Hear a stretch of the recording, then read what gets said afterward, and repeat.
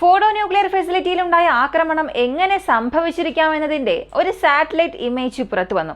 ഈ satellite image കാണുന്ന എല്ലാവർക്കും ഒരു കാര്യം മനസ്സിലാകും. എൻട്രി പോയിന്റ്, ഈ ഫോർഡോ ന്യൂക്ലിയർ ഫെസിലിറ്റിക്കുള്ളിലേക്ക് പ്രവേശിക്കേണ്ട ആ എൻട്രി പോയിന്റ്, അണ്ടർഗ്രൗണ്ട് എൻട്രി പോയിന്റിൽ വലിയൊരു നാശനഷ്ടം തന്നെ സംഭവിച്ചിട്ടുണ്ട്. പക്ഷേ ഇറാൻ പറഞ്ഞല്ലോ, ഞങ്ങൾ അവിടെ ഉണ്ടായിരുന്ന വസ്തുക്കളെ മറ്റൊരിടത്തേക്ക് മാറ്റി, അവിടെ എംപ്റ്റി ആയിരുന്നു എന്ന്. അതിൻ്റെ എന്തെങ്കിലും തെളിവ് ലഭിച്ചിട്ടുണ്ടോ എന്ന് ചോദിച്ചാൽ അതും ലഭിച്ചിട്ടുണ്ട്.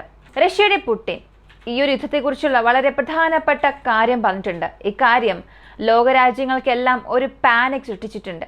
അങ്ങനെ എന്താണ് ഇവർ സംസാരിച്ചത്? കൂടുതൽ അപ്ഡേറ്റ്സ് എല്ലാം ഈ വീഡിയോയിലൂടെ വിശദമായി അറിയാം.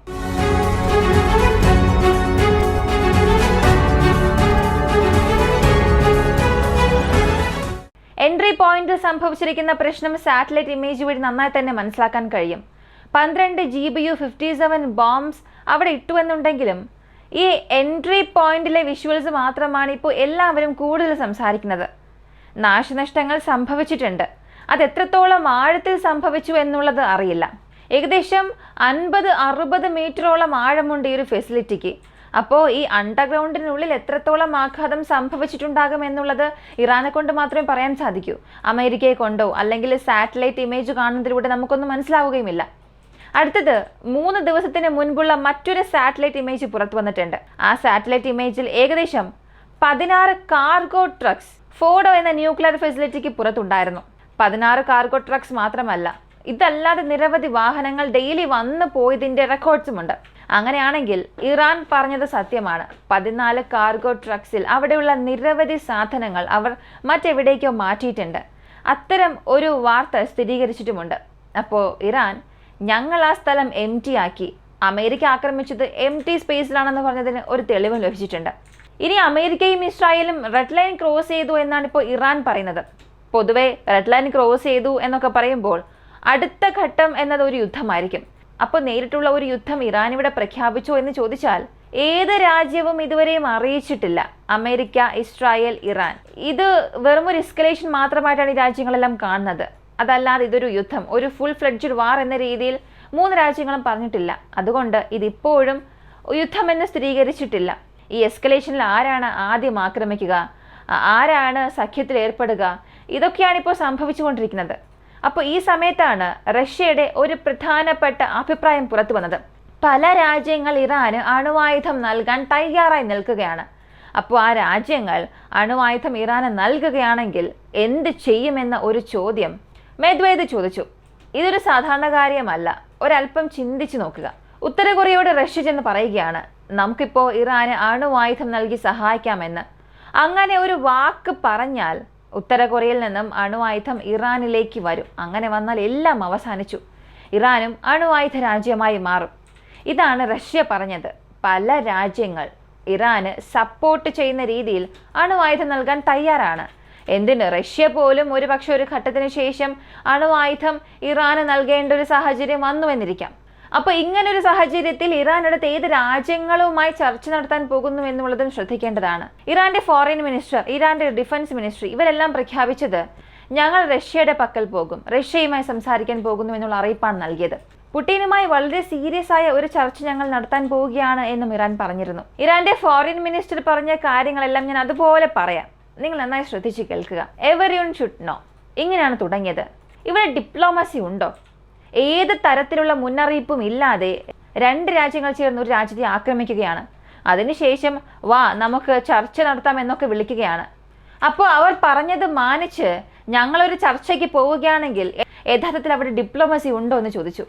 അതുപോലെ ഡിപ്ലോമസിക്കായിട്ടുള്ള എത്ര മുറികൾ തുറന്നു എന്നുള്ളൊരു ചോദ്യവും ചോദിച്ചു. അടുത്തത്, USS is not diplomatic and only understand the language of force and threats എന്നാണ് പറഞ്ഞത്. ചർച്ച അല്ലെങ്കിൽ ഡിപ്ലോമസി, ഈ ഒരു ഭാഷയൊന്നും അമേരിക്കയ്ക്ക് അറിയില്ല. അവർക്കറിയാവുന്നതെല്ലാം ഫോഴ്സ് ആൻഡ് ത്രെറ്റ്സ് ആണ്. ഭയപ്പെടുത്തുന്നതും അവരുടെ സേനയെ കാണിച്ച് ഭീഷണിപ്പെടുത്തുന്നതും മാത്രമേ അവർക്കറിയാവൂ. ഞങ്ങളെ കൊണ്ട് എന്ത് ചെയ്യാൻ കഴിയുമോ അതൊക്കെ വെച്ചുകൊണ്ട് തന്നെ ഞങ്ങൾ തിരികെ ആക്രമിക്കാൻ പോകുന്നു, അടിച്ചേ മതിയാവുകയുള്ളൂ എന്നും പറഞ്ഞു. NPT has failed to protect Iran എന്നും പറഞ്ഞിട്ടുണ്ട്. അപ്പോൾ NPT എന്ന ഒരു എഗ്രിമെന്റ് ഇനി ഒരിക്കലും സാധുവല്ല. NPTയിൽ നിന്നും ഇറാൻ പുറത്തേക്ക് വരികയാണ് എന്ന് ഇറാന്റെ വിദേശകാര്യമന്ത്രി തന്നെ പറഞ്ഞു. അടുത്തതായി, ഞാൻ പുടിനെ കാണാൻ പോവുകയാണ്. അദ്ദേഹത്തെ കണ്ടതിന് ശേഷം റഷ്യയുമായി സംസാരിക്കും. Russia is a friend of Iran and we have A strategic partnership എന്നും പറഞ്ഞിട്ടുണ്ട്. 2025 ജനുവരി മാസത്തിൽ ഈ രണ്ട് രാജ്യങ്ങളും സ്ട്രാറ്റജിക് പാർട്ട്ണർഷിപ്പ് കരാറിൽ ഒപ്പുവച്ചിരുന്നു. ഇറാനും റഷ്യയും. അവിടെ സ്ട്രാറ്റജി സെക്യൂരിറ്റി ഫോഴ്സ് എന്ന കരാറും ഒപ്പുവച്ചു. അങ്ങനെയാണെങ്കിൽ ഇറാനെതിരെ ഒരു രാജ്യം അവരുടെ സൈന്യത്തെ വെച്ച് വലിയൊരു നീക്കം നടത്തുകയാണ്, ഒരു പ്രശ്നം വരുത്തുകയാണെങ്കിൽ അത് ചോദിക്കാനുള്ള അവകാശം റഷ്യയ്ക്കുണ്ട്. അതാണ് ഇപ്പോൾ ഇറാന്റെ ഫോറിൻ മിനിസ്ട്രി പറയുന്നത്. ഞാൻ പുടിനെ കാണാൻ പോവുകയാണ്, അയാളുമായി സംസാരിക്കാൻ പോവുകയാണ്, ഞങ്ങളുടെ സുഹൃത്തുമായി സംസാരിക്കാൻ പോവുകയാണ്. ഒരു ഗൗരവമേറിയ സംഭാഷണമാണ് അതെന്നും റഷ്യയുടെ deputy chairman of security council Medvedev പറഞ്ഞത്, നിരവധി രാജ്യങ്ങൾ കാത്തിരിക്കുകയാണ് ന്യൂക്ലിയർ വെപ്പൺസ് ഇറാന് നൽകാൻ. അതേസമയം ഞങ്ങളും അതിനായിട്ടുള്ള വിവരങ്ങളും ചില ഐഡിയ പറഞ്ഞു കൊടുക്കാൻ തയ്യാറാണെന്നും പറഞ്ഞു. അടുത്ത് അമേരിക്ക പാകിസ്ഥാന്റെ എയർ സ്പേസ് ഉപയോഗിച്ചു എന്നുള്ള ഒരു വിവരം പുറത്തു വന്നു. ഇറാനെ ആക്രമിച്ചതിൽ വലിയൊരു പങ്ക് പാകിസ്ഥാനുണ്ട്. പ്രധാനമായി വലിയ ഉന്നത ഉദ്യോഗസ്ഥർ എവിടെയെല്ലാം ഉണ്ട് എന്നുള്ള വിവരം മുതൽ ഞങ്ങളുടെ എയർ സ്പേസ് നിങ്ങൾക്ക് ഉപയോഗിക്കാം എന്നതുവരെയും ഇങ്ങനെ പാകിസ്ഥാൻ ഇറാനെതിരെ ഇറാന്റെ മുതുകിൽ തന്നെ കുത്തിയിട്ടുണ്ട്. ഇറാൻ ഇപ്പോൾ അത് അനുഭവിച്ചുകൊണ്ടിരിക്കുകയാണ്. അപ്പോൾ പാകിസ്ഥാന്റെ എയർ സ്പേസ് അമേരിക്ക ഉപയോഗിച്ചു എന്നൊക്കെ പറയുമ്പോൾ തന്നെ ഇവിടെ ഇറാനെതിരെ അമേരിക്കയും പാകിസ്ഥാനും ഒരുമിച്ച് പ്രവർത്തിച്ചു എന്നാണ് വ്യക്തമാകുന്നത്. ബ്രിട്ടീഷ് എയർവേസ് ദുബായ്, ഖത്തർ പോലുള്ള രാജ്യങ്ങളിലേക്ക് അവരുടെ വിമാന സർവീസുകൾ താൽക്കാലികമായി നിർത്തിവച്ചിരിക്കുകയാണ്. പ്രധാനമന്ത്രി നരേന്ദ്രമോദിയുമായി ഇറാന്റെ പ്രസിഡന്റ് പെസസ്കിയൻ സംസാരിച്ചുവെന്നും ഈ യുദ്ധത്തിന് ഇന്ത്യ തങ്ങളുടെ ദുഃഖം അറിയിച്ചു. വളരെ എളുപ്പത്തിൽ ചർച്ചയിലൂടെ പ്രശ്നങ്ങൾ പരിഹരിക്കണമെന്നും ഇന്ത്യ പറഞ്ഞതായി റിപ്പോർട്ടുകൾ വരുന്നുണ്ട്. കൂടാതെ അമേരിക്ക ഇറാനെ ആക്രമിച്ചതിന് പാകിസ്ഥാൻ അവരുടെ അപലപനം അവിടെ അറിയിച്ചു. അമേരിക്ക ഇങ്ങനെ ചെയ്തിരിക്കാനേ പാടില്ല എന്ന് പാകിസ്ഥാൻ പറയുന്നു. ഇതെങ്ങനെ വിശ്വസിക്കാൻ സാധിക്കും? നിങ്ങൾ തന്നെയല്ലേ ഒരു നോബൽ പ്രൈസിന് ഡൊണാൾഡ് ട്രംപിനെ റെക്കമെൻഡ് ചെയ്ത ഒരു രാജ്യം. റെക്കമെൻഡ് ചെയ്ത് ഒരു ദിവസം പോലും ആയില്ല, ഒരു രാത്രി പോലും അവസാനിച്ചില്ല. അതിന് മുൻപ് തന്നെ നിങ്ങളുടെ സുഹൃത്ത് നിങ്ങളെ വിശ്വസിച്ച ഇറാനെതിരെ ഒരു ആക്രമണം നടത്തി, അടിച്ചു താഴ്ത്തി. ഇത്രയും സംഭവിച്ചിട്ടും ഒരു നോബൽ പ്രൈസ് അമേരിക്കയ്ക്ക് ഡൊണാൾഡ് ട്രംപിന് നൽകണമെന്നൊക്കെ നിങ്ങൾ ഇനി പറയുമോ? എന്തൊക്കെയായാലും പാകിസ്ഥാൻ ഇങ്ങനൊരു സ്റ്റേറ്റ്മെന്റ് അറിയിച്ചിട്ട്, പാകിസ്ഥാൻ മാത്രമല്ല സൗദി അറേബ്യയിൽ വലിയൊരു സൈന്യത്തെ അമേരിക്ക ഇങ്ങനെ ചേർത്ത് വെച്ചിട്ടുണ്ട്, വിന്യസിപ്പിച്ചിട്ടുണ്ടെന്നൊക്കെ പറഞ്ഞല്ലോ. അതേ സൗദി അറേബ്യ പോലും അമേരിക്ക ചെയ്തത് തെറ്റ് തന്നെയാണ്, ഇങ്ങനെ നിങ്ങൾ ഒരിക്കലും ചെയ്തിരിക്കാൻ പാടില്ല എന്ന രീതിയിൽ അവരുടെ സ്റ്റേറ്റ്മെന്റ് നൽകിയിട്ടുണ്ട്. ശരി, ഇനി സ്ട്രെയ്റ്റ് ഓഫ് ഹോർമസിന് എന്ത് സംഭവിച്ചു എന്ന് ചോദിച്ചാൽ നിരവധി ഷിപ്പ് ഇറാനിൽ നിന്നും തിരിച്ച് നേരിട്ട് സ്ട്രെയ്റ്റ് ഓഫ് ഹോർമസിലേക്ക് പോവുകയാണ്. ഈ ഷിപ്പ് ഒന്നും തന്നെ കാർഗോ, ഫിഷിംഗ്, പാസഞ്ചർ ഇങ്ങനെയൊന്നും ക്ലാസിഫൈഡ് ചെയ്തിട്ടില്ലാത്ത ഷിപ്സാണ്. അപ്പോൾ വാർഷിപ്പാകാനും സാധ്യതയുണ്ടല്ലോ എന്ന് ചോദിച്ചാൽ ആകാം. ഈ ഷിപ്പൊക്കെ ഇപ്പോൾ പെട്ടെന്ന് എന്തിനാണ് പോകുന്നതെന്ന് ചോദിച്ചാൽ സ്ട്രെയ്റ്റ് ഓഫ് ഹോർമസിനെ ബ്ലോക്ക് ചെയ്യാൻ പോവുകയാണ്. സ്ട്രെയ്റ്റ് ഓഫ് ഹോർമസ് വഴി ഇനി ഷിപ്പ് മൂവ്മെന്റ്സ് ഒന്നും ഉണ്ടാകാൻ പാടില്ല എന്ന് ഇറാൻ പറഞ്ഞിരുന്നു. അപ്പോൾ ഇത് ബ്ലോക്ക് ചെയ്യണം, അല്ലെങ്കിൽ അവിടേക്ക് പോകുന്ന ഷിപ്പുകളെ നിരീക്ഷിക്കണം. ഇവയ്ക്കെല്ലാം ഇറാന്റെ ഷിപ്പ് അവിടെ പോയേ മതിയാവുകയുള്ളൂ. അതുകൊണ്ടാണ് ഈ രണ്ട് ഷിപ്പ് അവിടെ പോയത്. അൺഐഡന്റിഫൈഡ് ഷിപ്സ് എന്നാണ് പറഞ്ഞത്. അപ്പോൾ ഏത് ഷിപ്പുകളാണ് അവിടെ വന്നത്? വാർഷിപ്പാണോ? എത്ര ആയുധങ്ങൾ വച്ചിട്ടുണ്ട്?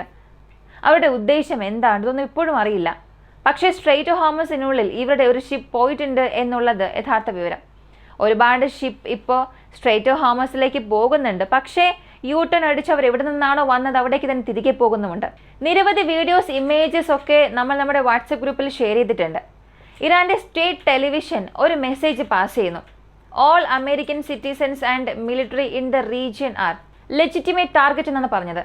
ഞങ്ങളെ സംബന്ധിച്ചിടത്തോളം ഞങ്ങൾക്കെതിരെ ഇത്ര വലിയ ആക്രമണം നടത്തിയ അമേരിക്കക്കാർ, അത് ആര് വേണമെങ്കിലും ആയിക്കോട്ടെ, അതുപോലെ നിങ്ങളുടെ സൈനിക ബേസസ് അത് എവിടെ വേണമെങ്കിലും ആയിക്കോട്ടെ, ഇവയെല്ലാം ഞങ്ങളുടെ ടാർഗറ്റ് ലിസ്റ്റിൽ വരും.